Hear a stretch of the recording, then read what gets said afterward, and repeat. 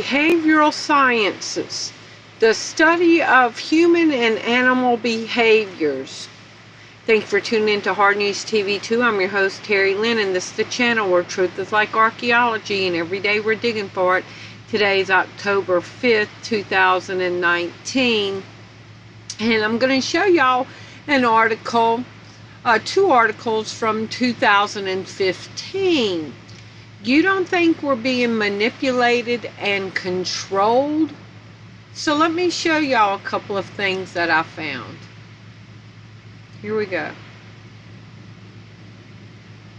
This is from October 2015. For the past year, the Obama administration has been running an experiment. Obama's effort to nudge America. To push America in the direction that it wanted it to do, to obey its policy and ideologies.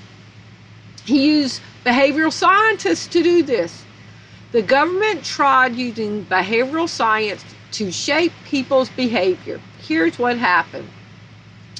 For the past year, the Obama administration has been running an experiment. Is it possible to make policy more effective by using psychology on citizens? Mind control, MK Ultra? The nickname is nudging. The idea that policymakers can change people's behaviors by just presenting choices or information differently, in a positive way. Like, go jump off a bridge. It'll be very positive. It'll be good entertainment for the little fishies. Excuse me? The nickname is nudging. The idea that policymakers can change people's behaviors just by presenting choices or information differently. The classic example is requiring people to opt out of being an organ donor instead of opting in when they sign up for a driver's license. Without any change in rules, the small tweak has boosted the number of registered organ donors in many states. Nudging, excuse me, I got something caught in my throat. Nudging has gained a lot of high-profile advocates, including behavioral law guru Cass Sunstein and former budget czar Peter Orszag. Not everyone likes the idea. The behavioralists are saying that you, consumer, are stupid, said Bill Shughart, a professor of public choice at Utah State University. But President Obama was intrigued enough that he actually hired Cass Sunstein, a law professor at Harvard, who co-wrote the best-known book about the topic, Nudge. The president officially adopted the idea last year when he launched the White House Social and Behavioral Science Team, a cross-agency effort to bring behavioral science research into policy-making process. Now the team has published its first annual report on the experiment. How did it go? Mostly the efforts appear to have worked, though it's hard to know how much impact they'll have. In part, this is because the SBST, the Social Behavioral Science Team, efforts are small, just 50 proof of concept projects in the first year, and limited by agencies and laws in how bold they could be. Nevertheless, the findings produce a few insights.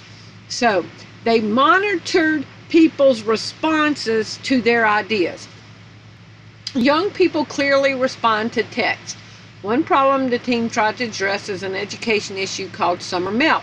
The fact that each year 20 to 30% of high school students who've been accepted to college just don't matriculate for their freshman year. Most of them are poor, the kind of students who would really benefit from a college degree. The Department of Education and SBST partnered with a nonprofit organization to send text messages to selected students, reminding them to certain required tasks before showing up. You can make federal vendors more honest with a simple reminder.